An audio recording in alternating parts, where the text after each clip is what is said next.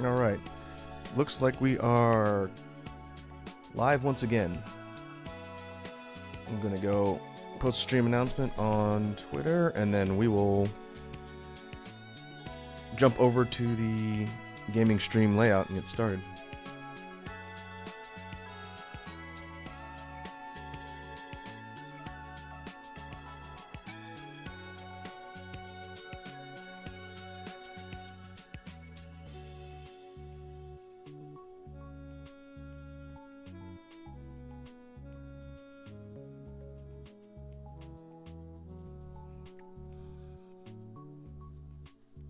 Alright, I'm gonna switch layouts. We'll go ahead and get everything loaded here.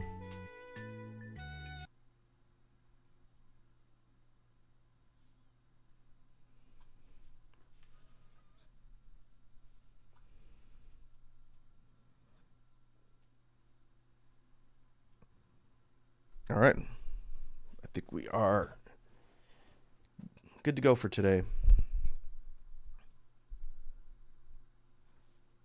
Like we've done on previous gaming streams, last time we did this, I selected some random games from the NES library that I have some experience with in the past.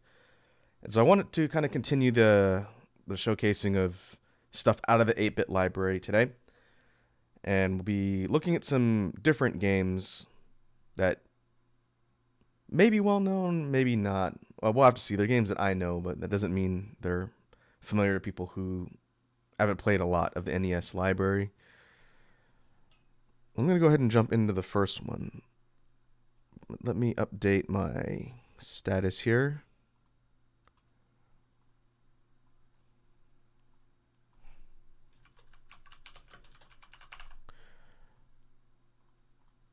And then we'll go ahead and get everything loaded. So the first game I want to play through for the stream today, we'll see how far we get. Hopefully I can beat it in one sitting here. This game is called Dragon Spirit. And that's the sort of prologue crawl. This came out in 87. It says 87-90. It came out in 87 and brought to the West in 90. And from Bandai, Nintendo of America. And what we'll do is, I'll go ahead and jump into the first prologue part and explain what this game's about. I don't have the demo thing looping here.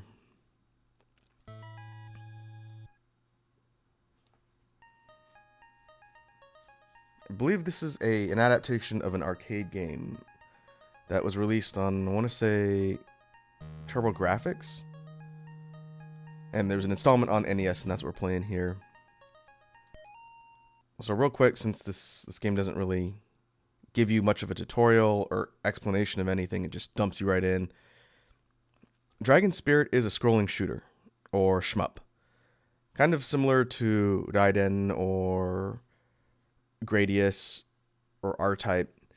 It's a top-scrolling shooter, to top-down, as opposed to side-scrolling shooter.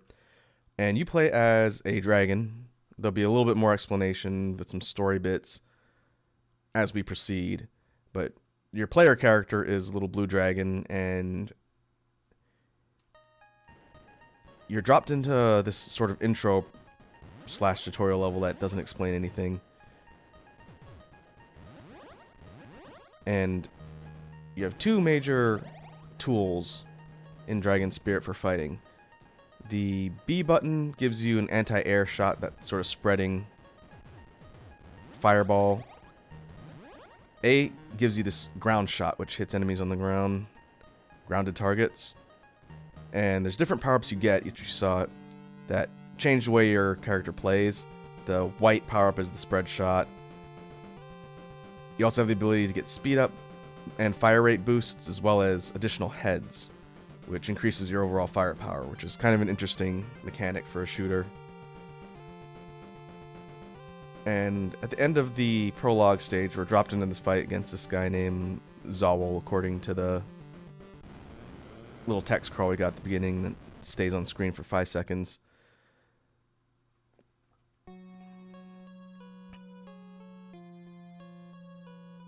The character we were playing as is this knight named Amaru, and his wife, Arisha. They had twins, and he became ill after his battle with the creature we just fought. The twins are named Lace and Iris, and this other antagonistic character named Galda shows up. There are these little mini cutscenes or just kind of still shot story bits that show up in different parts of the game, which is kind of novel for the times. But basically, you play as Lace. Your sister gets kidnapped, so now you gotta take up the mantle of dragon fighter character guy and go save her. Now, on the main screen, this is where the game starts proper, after you complete that tutorial stage. And note that it says Blue Dragon Start. If you play that tutorial stage when the game loads and you die, you take, 3 hits for your energy bar and then die, you get a different cutscene and the game starts, and it starts in quote-unquote easy mode. What they call Gold Dragon mode is an alternate version of the game that's much easier. They give you these maxed out firepower things, and there's different selections of levels. It skips about half of the game in Gold Dragon mode, and you don't get the quote-unquote true ending. But it is a really interesting mechanic for deciding how the player is going to experience the game. But it doesn't tell you this. So if you played through the game back in the day and died and played through in Gold Dragon mode and beat it in 10 minutes or so, or however long it takes to beat, you would think the game was incredibly short because you're missing about half the content. So we're going to play through it on quote-unquote normal mode and see if we can beat it. First zone we're dropped in is the Paleozoic zone, fighting dinosaurs and dinosaur-like creatures.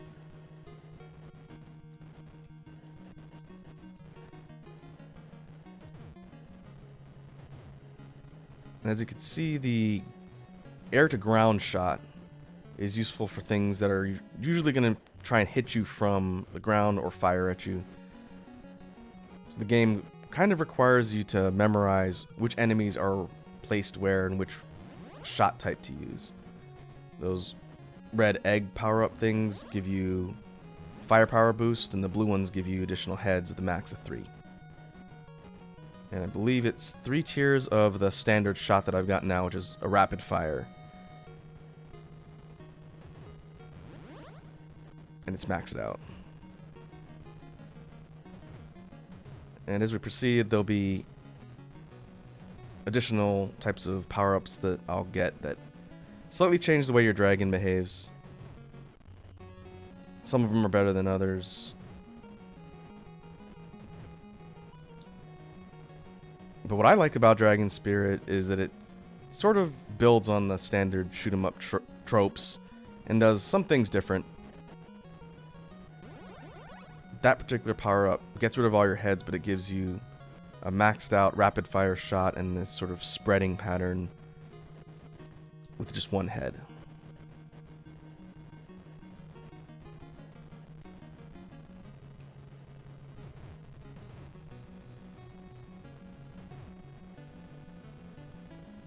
And like I mentioned before, my life bar is in the lower left.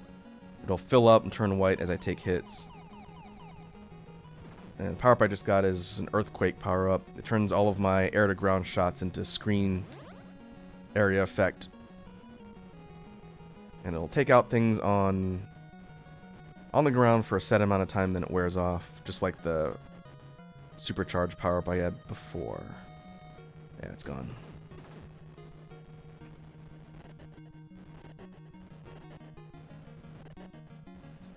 Those yellow and red kind of bird-looking power-ups are speed. Every time you get one of those, it makes your dragon move faster and tops out at a certain point.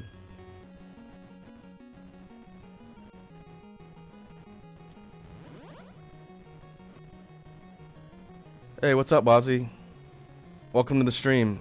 Glad you could stop by. Alright, first boss of the Paleozoic zone is a big... Aw, got hit. Plesiosaur looking dinosaur. I'm gonna pay for taking a hit there. This thing just kind of moves back and forth across the screen, shooting meteor projectiles and fire at you. This is the thing that was attempting to snipe me as I was getting through the stage. And as I take hits, I lose levels to my firepower. Now I'm down to level 2, and you lose a head if you have additional heads. I think there's 3 hits in total, and then you lose a life, and you have to go back to the checkpoint.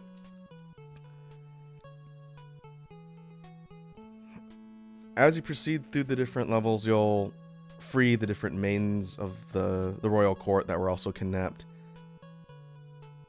This one says, I'm a maid of Arlia. I was caught by the monster of darkness.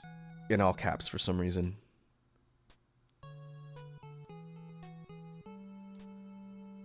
Friends are also prisoners. They will be helpful to you if they turn up.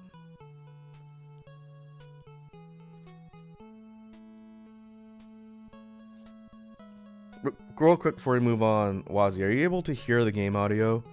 I think this particular game's audio is lower than the other ones we were playing, because when I was testing out the recording earlier, it was a little bit hard to hear.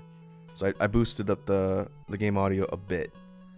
But let me know if the balance between my mic and the game audio is out of whack and I need to fix anything.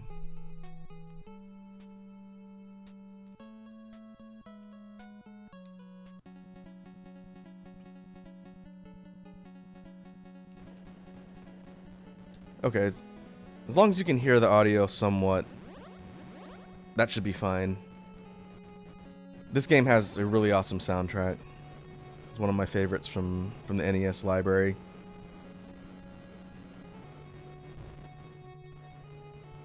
But next up, we're in a volcano zone. And the weapon that I got from a random enemy is, I believe it's called the Enhanced Flame.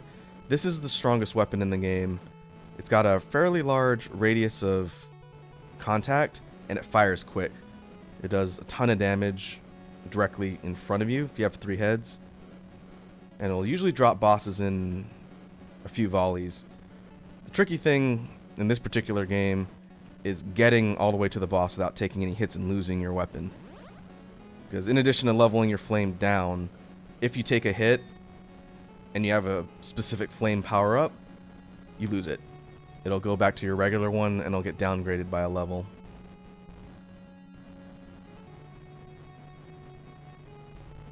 But as far as I can tell, having played this game before, the ideal setup is 3 heads, max rapid fire, and the enhanced flame like I've got now. If you can keep that and get to the bosses, you could shred most of the game.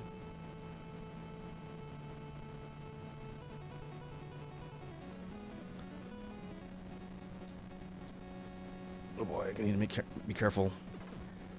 These things come up underneath me and hit me. I will take a hit.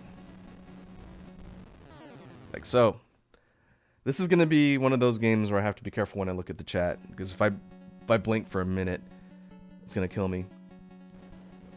But to answer your question why a dragon needs a weapon, I suppose since we're fighting demonic hordes that have all sorts of magic abilities, it's only fair that the dragon itself gets some tools, canonically.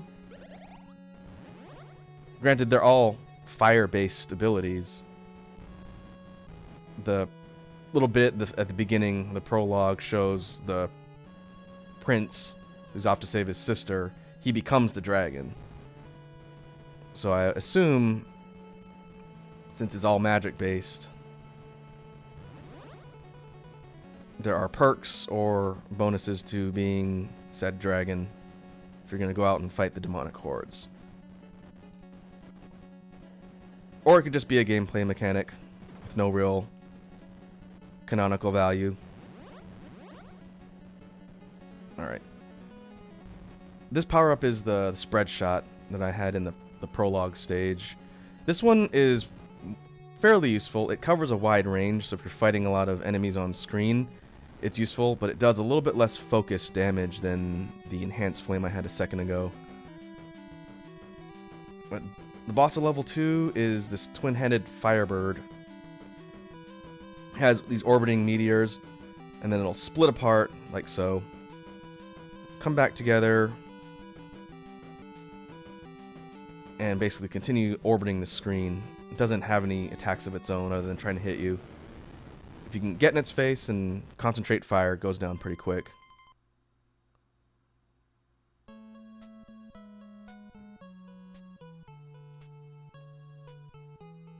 The evil lord of the ancient era was awakened at the last moment by Zawal, the creature from the prologue. He is Galda, whose power is much greater than Zawal's. We're not going to see stellar dialogue translations. This game is fairly old. But this particular maiden, she's grayed out because she's not giving us any sort of bonus. I believe if we had taken damage, she would have healed us and her portrait would have actually shown up, which is weird. I don't know why they chose to do that. You'd think they'd want to show off the character designs regardless of if you need their abilities or not. I'll move on. Area 3, Jungle.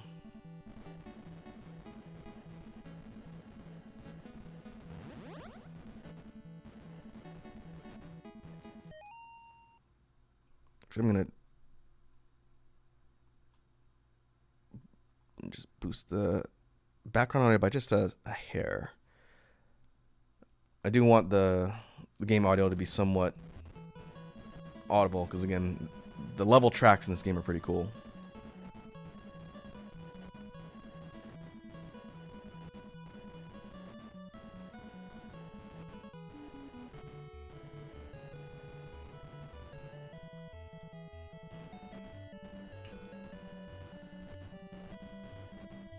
Like the little level intro mentioned, this particular map or level is basically a big swamp zone. And that's invincibility, which is handy.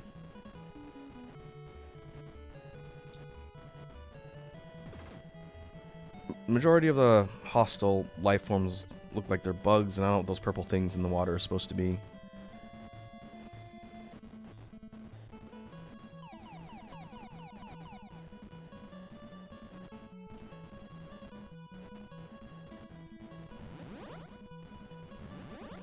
Now we have a sort of forest section, and these are vine obstructions. I have to shoot my way through these, because if I touch them, I will take a hit, lose firepower, and have a much more difficult time getting through while getting mobbed by killer butterflies.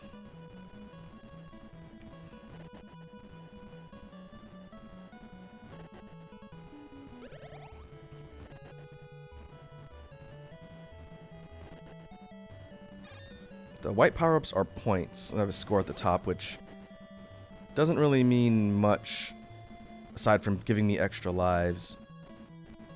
And now these kind of continent-looking things are hives that spit out these creatures that fill the screen with these track-looking patterns, which are hazards. They function like the vines. If I run into them, I'll take a hit. So you really want to make sure and take out these hive things before they fill the screen. And if I had the enhanced flame, I'd be able to do that relatively quickly. But basically just get right up next to him and spam with the spread shot, and it does the job.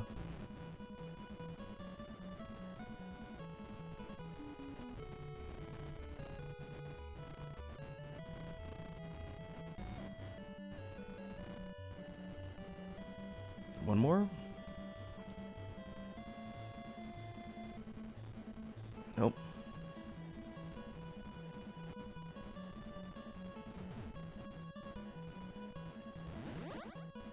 This particular level had to be the easiest for the level designers to create. It's mostly black space.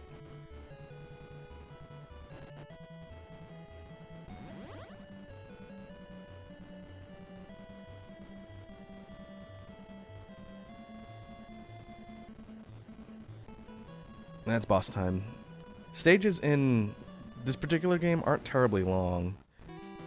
And now we've got a large plant-based enemy, appropriate for the swamp.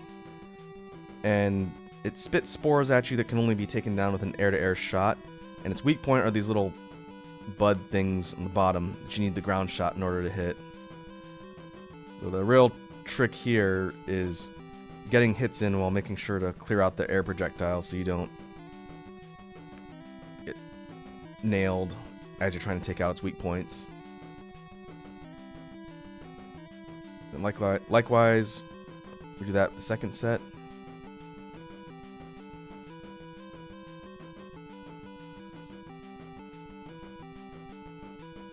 This game also has pretty good sprite work. I like the creature design a lot in Dragon Spirit.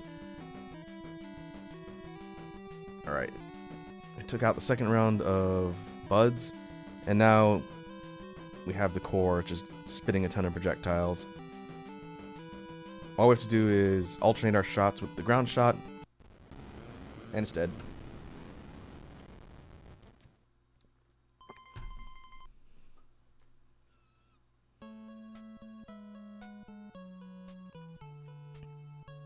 This forest was once peaceful, but now the plants and birds are gone. Only you can restore the beauty and peace again. I missed a golden opportunity to tell me that only I could prevent forest fires. Alright, now we're in the graveyard stage. More of a desert environment.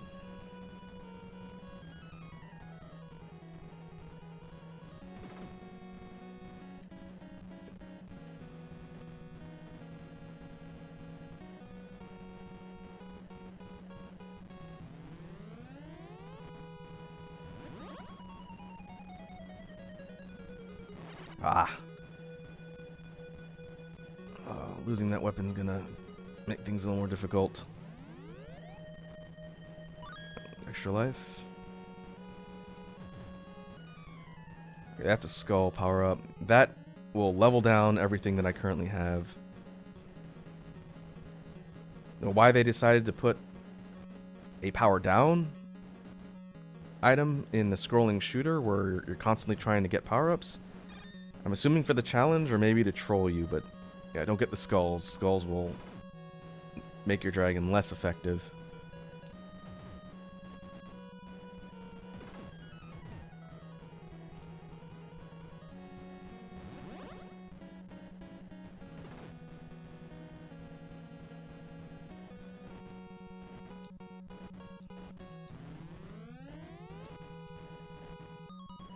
Yeah, I'm glad you agree on that last bit, Wazzy. I am seeing your comments when they come in since I have the latency down, but because I'm trying to pay attention to what I'm doing and not screw up. That's why I'm not responding instantly. Yeah, basically the skulls are there to make me suffer. And later on in the game, towards the end, you start entering a point where they throw a lot of power-ups at you all at once, and maybe half of them are the skulls. It's a pretty tricky section. Alright, next up we have the Ghost Skeleton Dragon. This thing comes together, splits apart, and then basically you do enough damage to it when it's got the little vulnerable spot and before it comes back together again.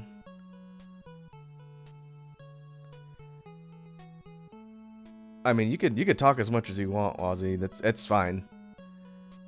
I really need to get better at multitasking anyway, but for a scrolling shooter, I have to be somewhat careful, unless you guys don't want to see the end of the game. Alright, next maiden. Magical force of Galda made the people bad and turned them into beasts. Please slay Galda to change them back to their true forms. This is another maiden that is not helping us for some reason. Area 5, Cave Road. This is where the game's difficulty starts to ramp up a bit. We are in a sort of subterranean cave environment with these pillar things coming up from the ground that will hit us. And the jagged cliff walls on the side will move in and out like you see there and you saw at the beginning, and basically try and pin my movement down.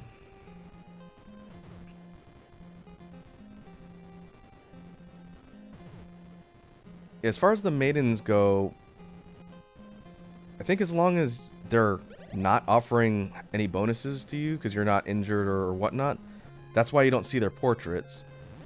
But no, they're not all like that, so we'll see. Hopefully we'll get a chance to look at one of them. It's just a really weird game design choice when it came to what the player sees. Because again, the detailed sprite work in this game is pretty solid. I don't understand why they would intentionally make it so you don't see some of the work they did. Alright, I'm going to take this power up, which we haven't seen yet. This is the Satellite Dragons. It shrinks your main dragon down and gives you 2 invincible little backup. The backup dragons can't be killed, but they give you additional firepower. So it changes the spread of the attack pattern, which is kind of useful in tight quarters like this. But I got a additional head and lost the power up.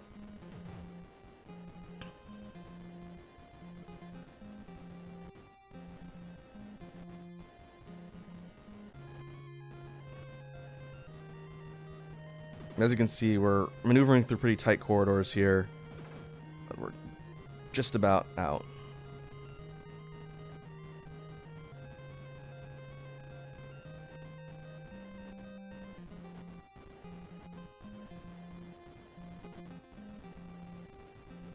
And it's boss time.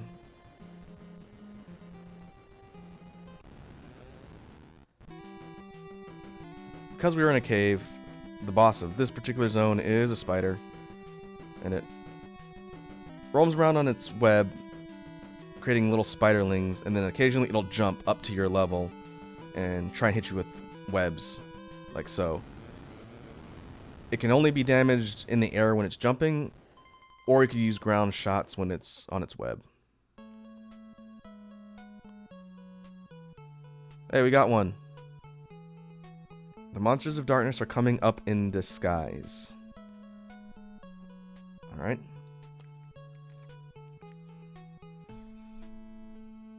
Thank you, red-haired unicorn anime girl. Area 6, Glacierland.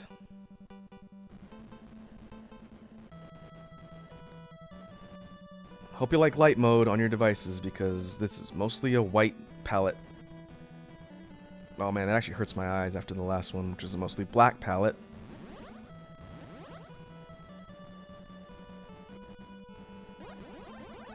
Oh, Alright, maybe losing the additional heads is not a bad thing here.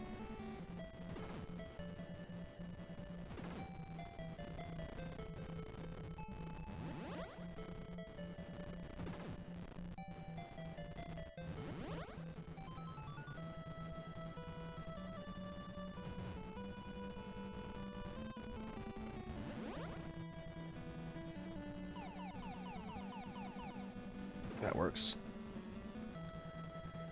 The spiked walls bordering the whole area are hazards just like the last level. And in addition to that, I have to break through these ice walls with my firepower, otherwise I'll get stuck at the edge of the screen and die. Alright, that may help.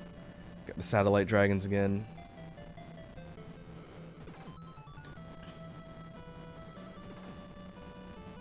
Being a smaller target will actually work in our favor here. I'll see if I can avoid getting any of the head power-ups and losing it.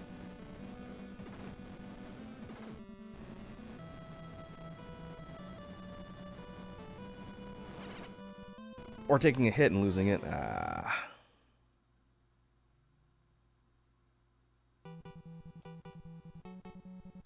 Shame too, because that would have made the fast-scrolling section a lot easier.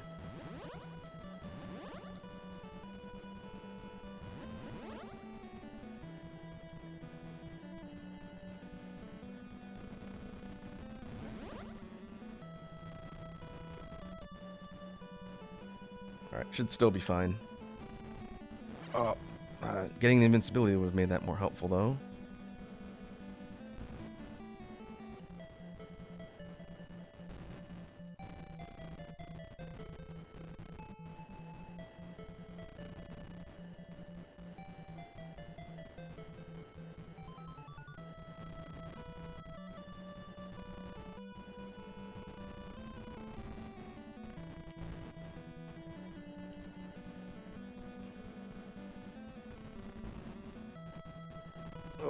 Oh, come on. Now would be a good time for your must go faster Jurassic Park references. Alright, I might be screwed here.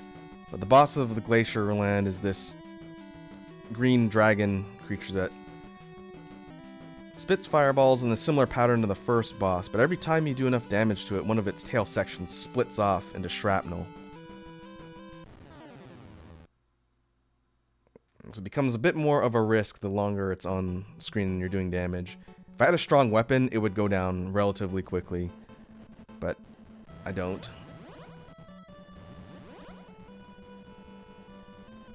Let's see if we can get there with slightly better power-ups.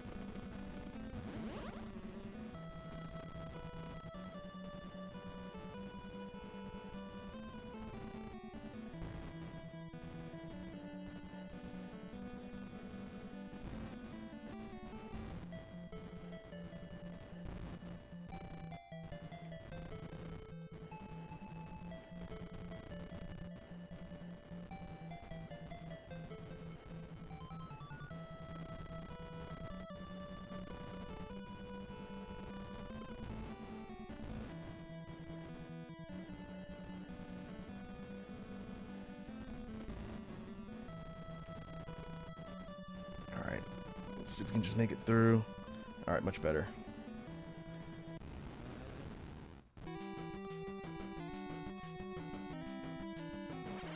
Oh, whoops.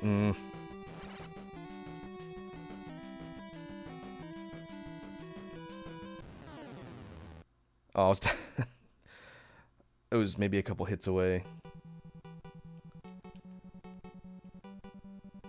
Wow, it would be a shame to lose a continue here, because the level after this is more difficult. Or 2 levels after this, it gets harder.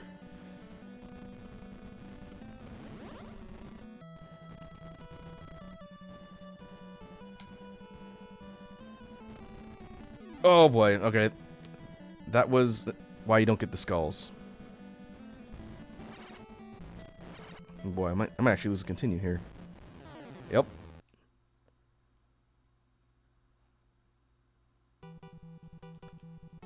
Alright. 0 lives. They call them rests for some reason. I don't know why they call them rests in this game.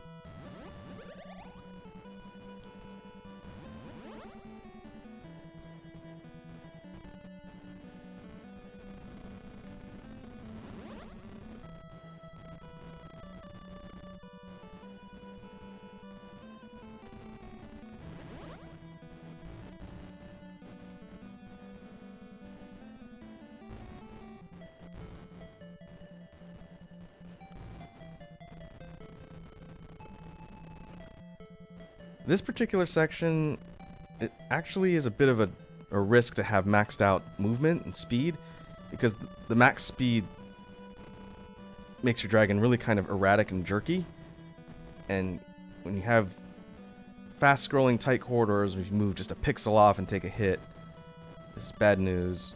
In any other instance, it would be good to have speed, but let's see if we can get past the green shrapnel dragon.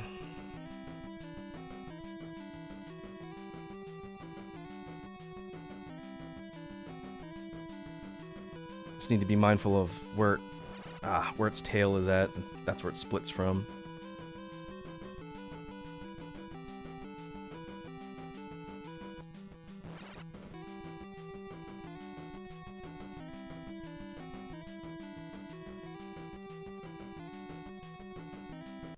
There we go.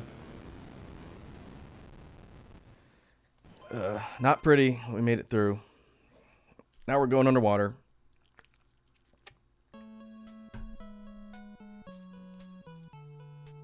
You're entering the world of darkness.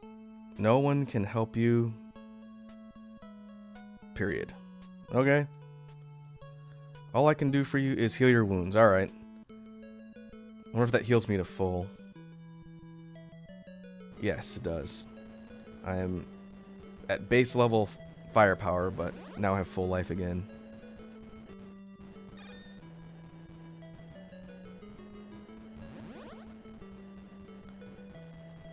But this is the obligatory underwater level. We're going through kind of like a mix of reefs and trenches, fighting hostile sea life.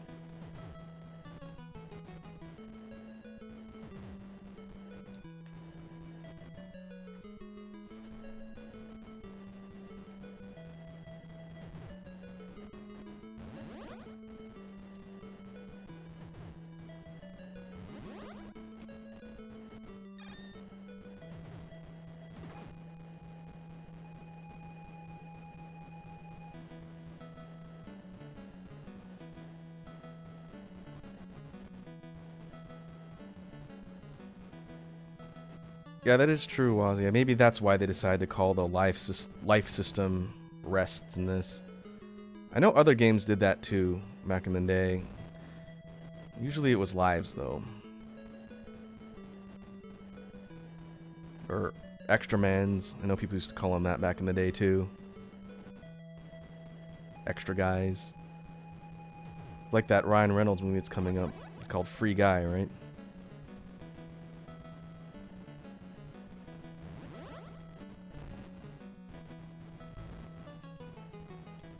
Okay, now we got sea urchin anemone things that are actually fairly dangerous. It's good to take those out when they show up on screen, or they'll pin you.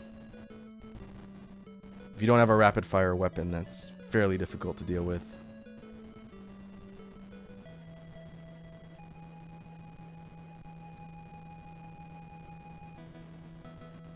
Yeah, there's no reason not to just keep the fire button held down. The problem is until you have maxed out firepower shot, it's not fully not full auto.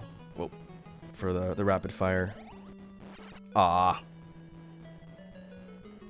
Wide shot would have been helpful for the boss that's coming up.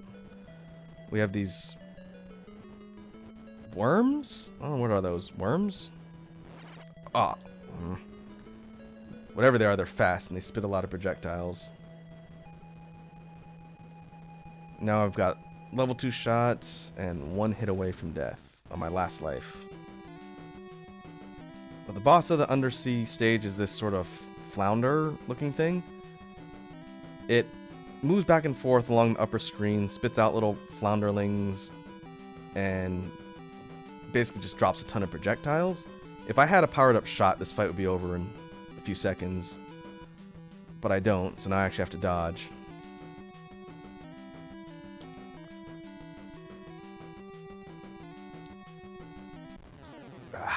It's probably for the best to start over and come in here with a better weapon. Defeated in Area 7, the Earth is still in darkness. It's a very Chrono Trigger-esque, the world refused to change, bad end screen. But I think we have a couple continues. I don't think it's infinite. But now we're back at the beginning. I'll need to see if I can make it to the end of the stage with a better weapon setup. Because normally that boss is pretty trivial.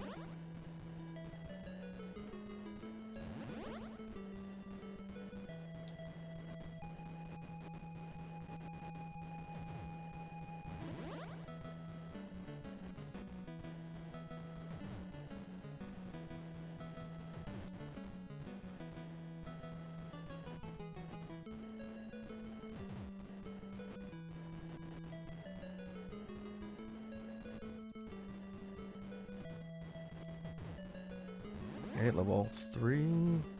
Oh, extra life. Wide shot. That's good.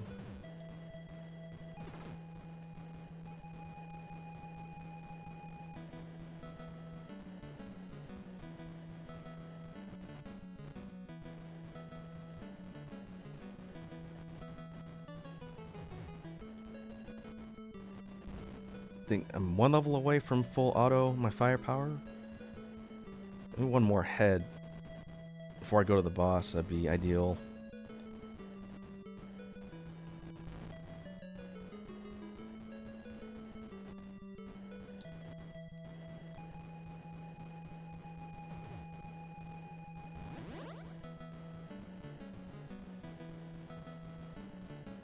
There it is. Oh boy. Alright, got full auto, 3 heads. This weapon would be pretty decent to fight the boss with. If we can get the enhanced flame, the green one, that would be better, but we can get there with this setup. It should be much easier.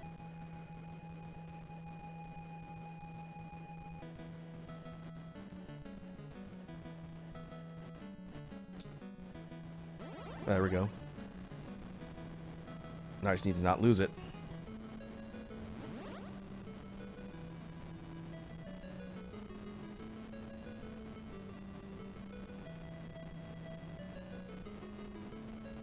Oh boy. So much for that. Ah. My movement speed was so high, I moved directly into the line of fire and lost a good weapon.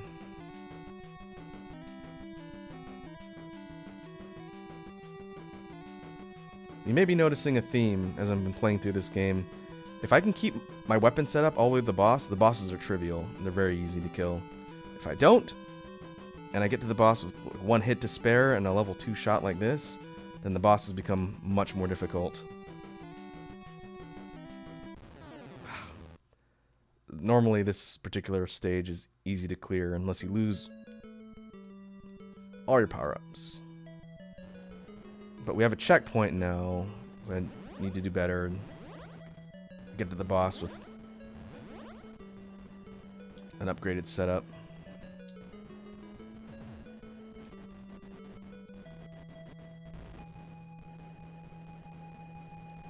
I don't know that I wanted to get the shrinking dragon for this. I really need is more firepower, not a smaller hitbox.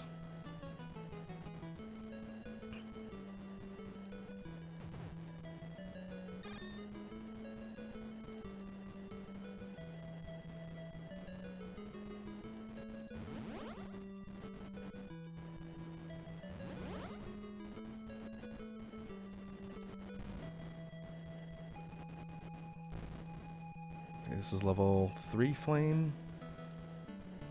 Need one more for full auto.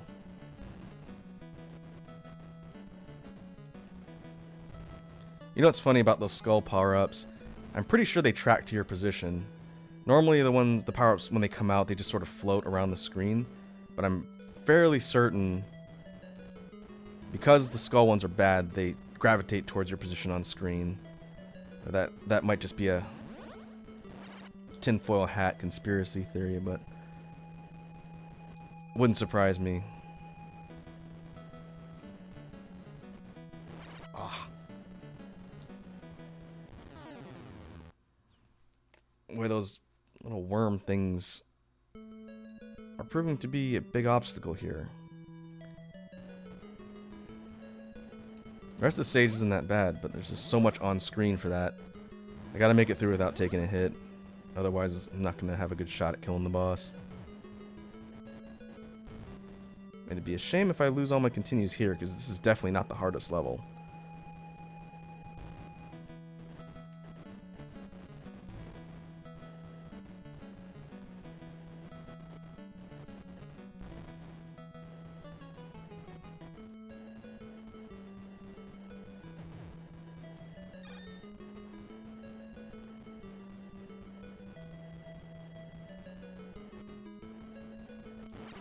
Oh boy, big hitbox.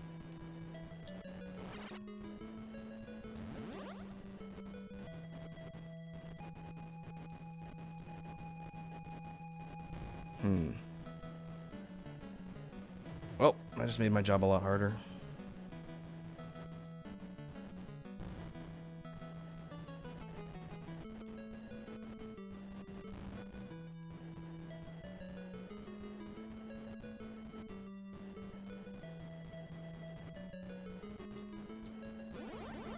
Alright, that works.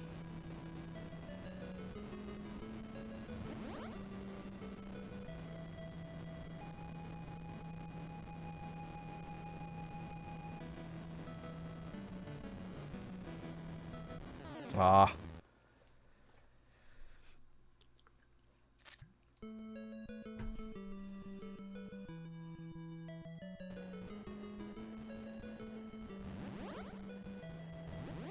If I was able to hold on to that and get to the boss, probably could have taken it out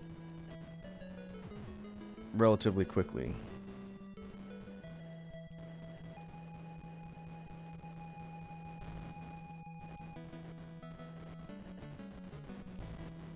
Need to get through these sea urchin thingies without taking any hits too.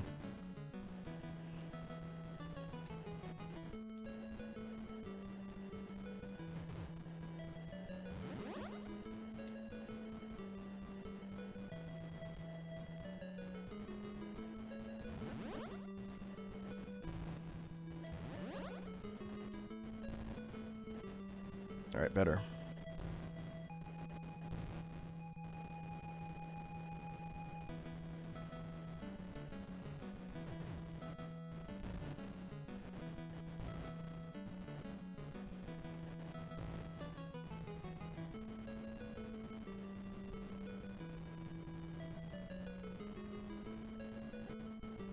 Alright, let's see if we can make it through the worm field. And the boss should be a piece of cake.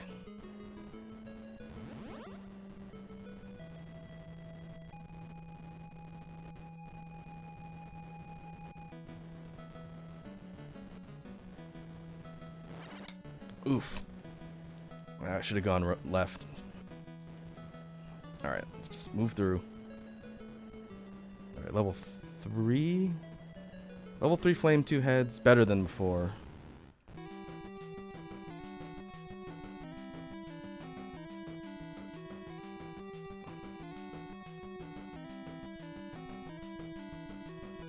Yeah, this isn't completely optimized, but... there we go.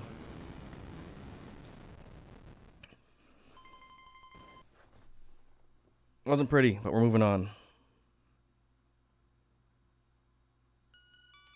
And we're out of helpful maidens. Area 8 dark quarters. I really wanted to save my continues for this level, because this level's a lot harder than the one I just got through. We're in a sort of cave environment again, but now the lights are going on and off. Which means I lose visibility not only to my surroundings, but the incoming enemies, which is probably the biggest danger here. Because I can't see them.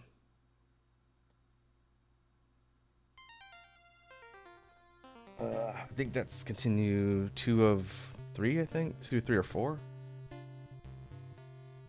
That's right, Wazzy. We are losing ourselves to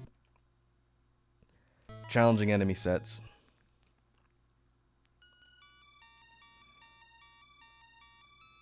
This is the second to last stage too, so it'd be a real shame if I lose all my continues here before I get to the end of the game.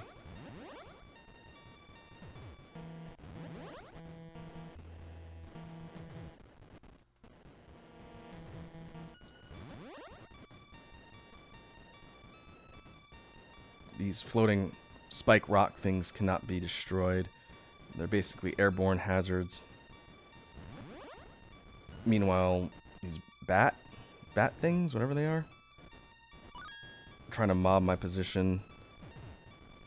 And those little tentacle bug eyeball things also try and home in on your position.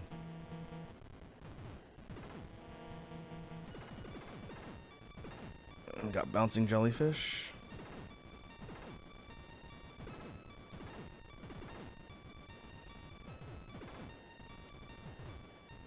Okay, satellite dragons may actually be better here. More of a spread and more maneuverability. We'll keep that. These spider enemies, these hopping spider things, can only be hit by air-to-ground shots.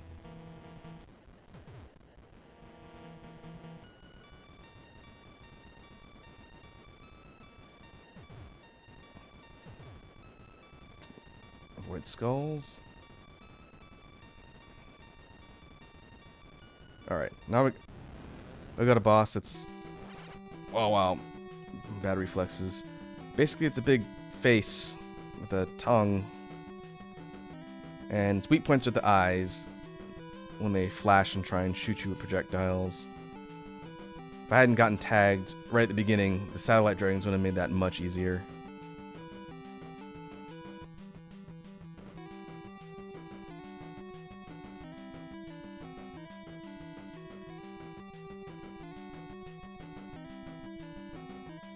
Now it's basically dodge the tongue, get shots in the eyes when possible. Alright, it's one. We take the right one out and we're done. Alright. That could have gone better, but at least we didn't die.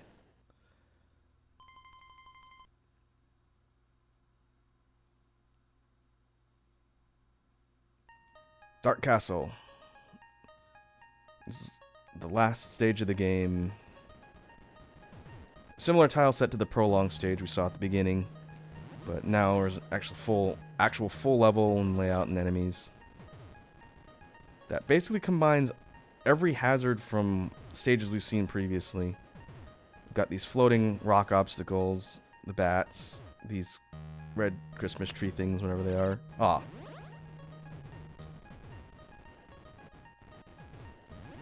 Got wall faces.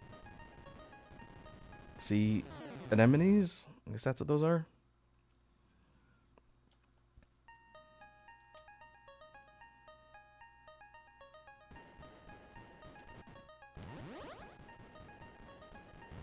Checkpoint.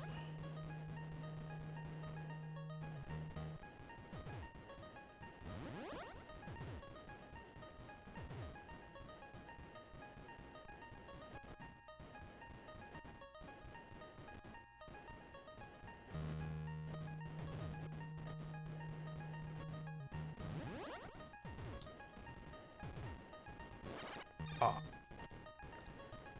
Paying attention to the power up. Got mobbed by the enemies instead. I'll just move through.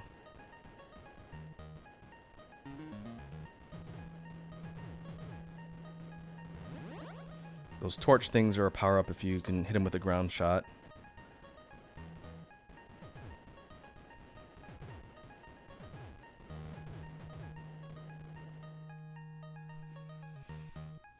Alright, and we got teleporters. And now we got spears.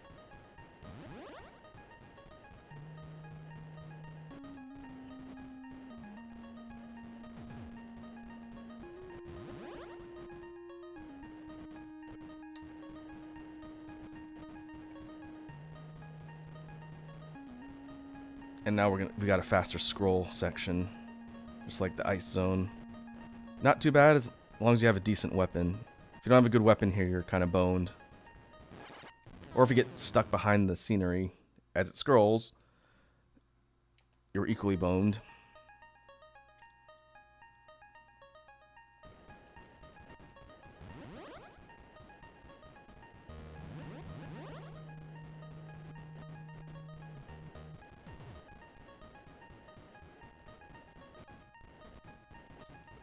Alright.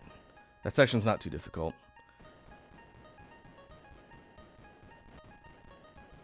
And now we got ripped off moblins from Zelda. Throw boomerangs.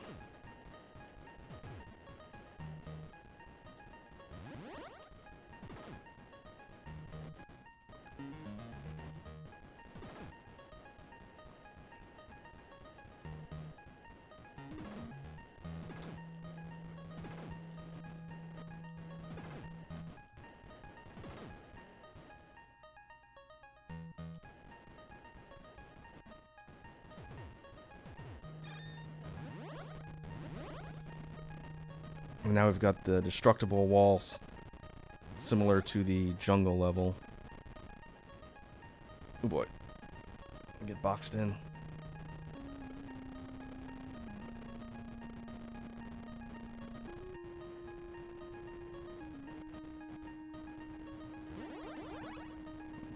Earthquake ability. I don't know if that was necessarily worth it.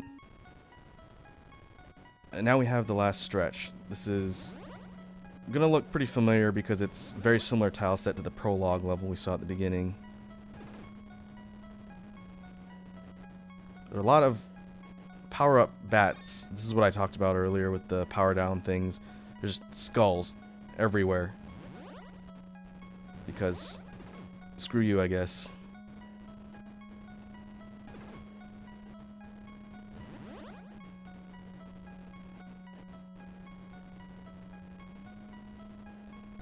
Now we got these sentry-looking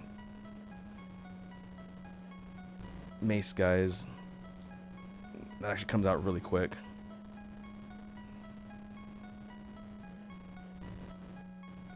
If you can get them before they get you, then it's not too bad.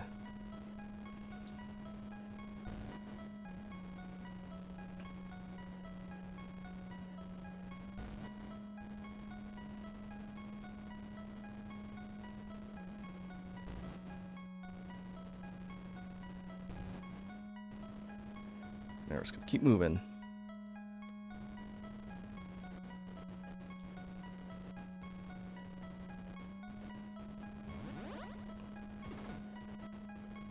I think having additional heads for firepower would be helpful here.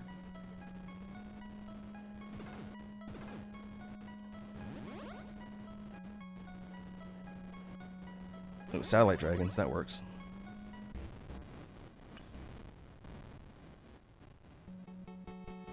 Alright, now we got a mini boss. A Hydra of sorts. Basically, they spit fireball patterns similar to the other dragon enemies we've seen.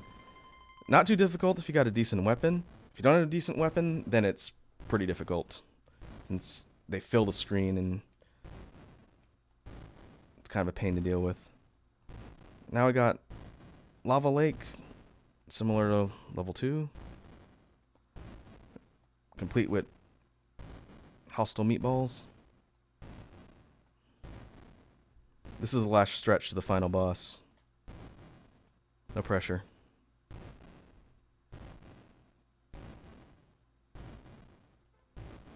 Alright. I'm gonna keep the satellite dragons for maneuverability here.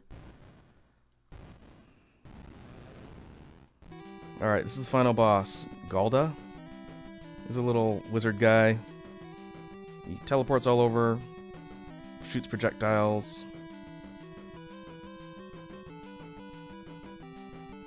Not too bad. When he's at the bottom of the screen, he's kind of dangerous, but shoot him enough, and down he goes. But it wasn't even his final form. This is Galda's true final form. This sort of wall-mounted demon guy. He orbits around the screen, shooting these indestructible ricocheting projectiles. Oh. When he gets the jazz hands, he shoots this big wave of fire, which for some reason was just not on screen at all. Which is weird, I've never seen that happen. That cost me my projectile. My satellite dragons again. But basically, you can only hit him when his arms are open like that, so you have to dodge around, wait for the jazz hands, and then get in the line of fire and get hits on before you get nailed by that fire wave.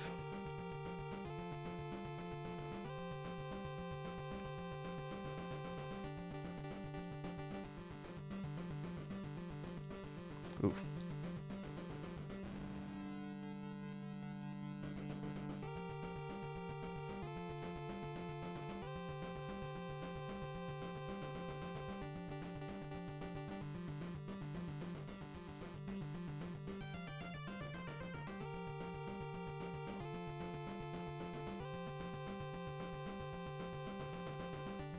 Alright. Basically just need to keep dodging. I will take the opportunity to not look at chat for a minute and try and beat the game here.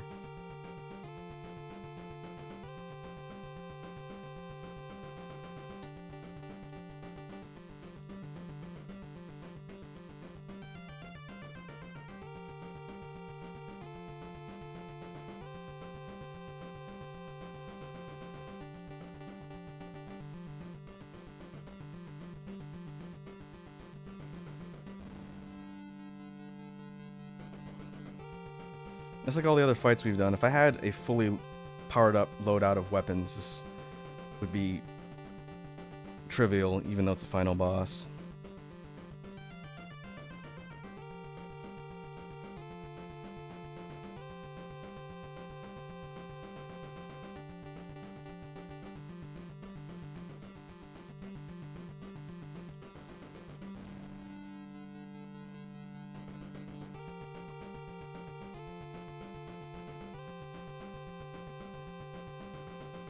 Those bouncing light ball things also block my shots too. Oh boy.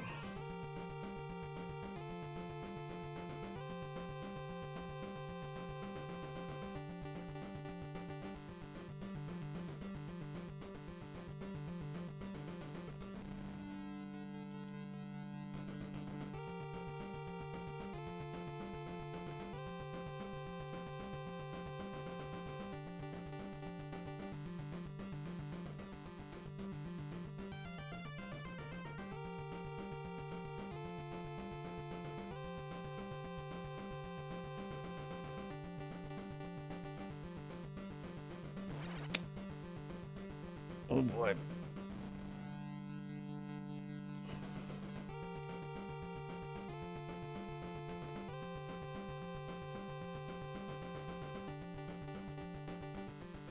There we go.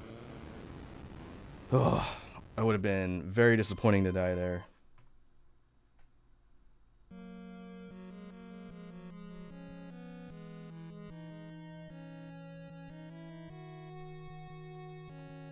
Alright, for our end cinematic, we've got our sister we saved, riding on our head, never-ending story style.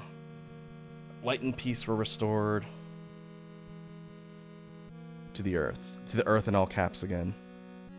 Now a new legend in caps is created. The new hero, Lace, and his name will be remembered forever.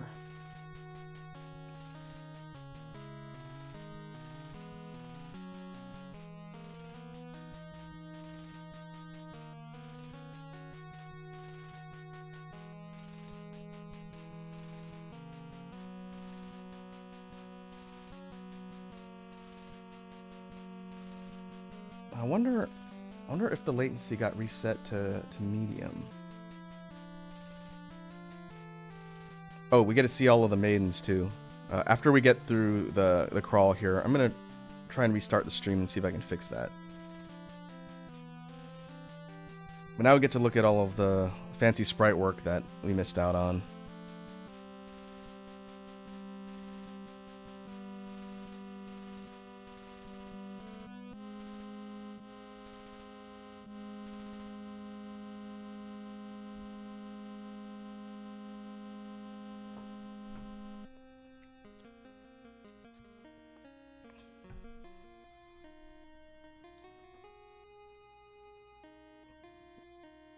Thank you very much for being with us. Alright. You're welcome.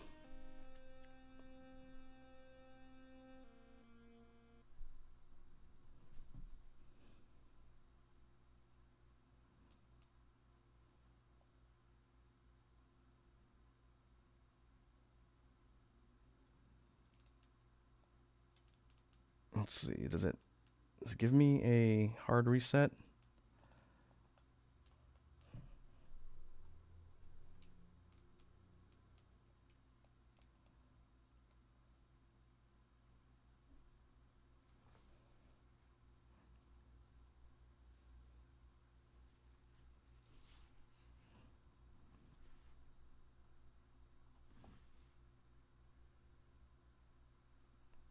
Alright, I'm gonna see if I can restart the stream in a sec. I wonder if I do it right now, if it just cuts off the footage. It looks like there's a lag.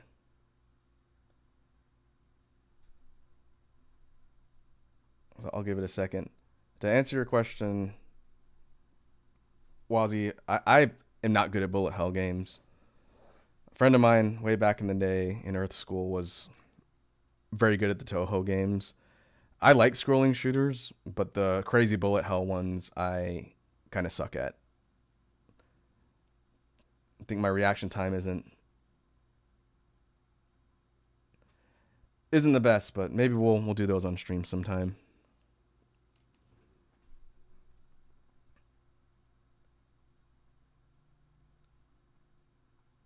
Yeah, it looks like you guys are seeing the stream a couple minutes behind when I'm actually talking, which I thought I fixed that.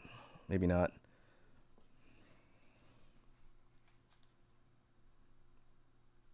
I will let it catch up, and then I'm gonna restart. I'll just let the intro loop here.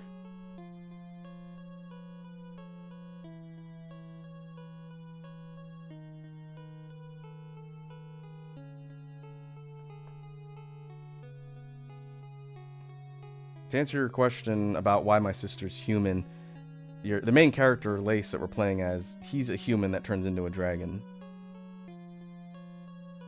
His sister's just a regular person.